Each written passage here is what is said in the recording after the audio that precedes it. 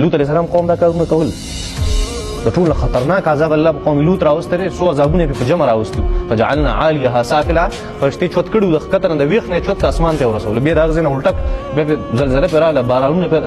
د کانو بارانونه وشو شغه پراله د فرشتي زړونه ولا وشول دا دونه ډیر عذابونه ولا په یو ځای ولا ورکړل الکانو کار کوي سپی جنگول بانګیان جنگول ټول کارونه پکې نو هغه د الکانو کې د اجلاکانو کار یہ خدا کی شوقیات کی تکبر بدی کشتا کنا بے حیائی بدی کشتا کنا حسد بدی کشتا کنا بغض بدی کشتا کنا کینہ پکشتا کنا عداوت پکشتا کنا دیول سب دشمنی کوي کنا کې اتفاق اتحاد خرابې کنا قران هغه شاته ورزول کنا د پیغمبر سنت شاته ورزول کنا سپری خیری الله جل شانو ډیر گزار کې په الله مې قسم ګینه چې غسون عذابونه په تمام امتونو راغلي دي هغه دې په یو ځای ور کې بیان کم ځکه دي هغه کارونه وکړي چې په تاریخ کې چانه وکړي مخکینی امتونو کې اجلاګانو کارو دی دا شی شروع کې شروع نه او کمال او کمال دا الله عذاب تر دې په دی باندې کنه هغه ناشنا راځي الله جل شانو دې بس مونږ او ساتي